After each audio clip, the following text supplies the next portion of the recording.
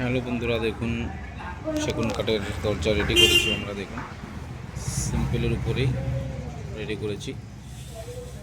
দেখুন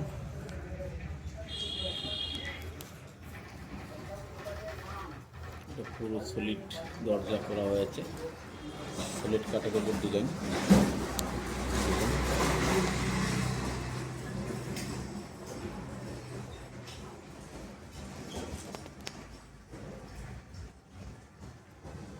কতটা শাইনিং এবং কতটা গোলজি। দেখুন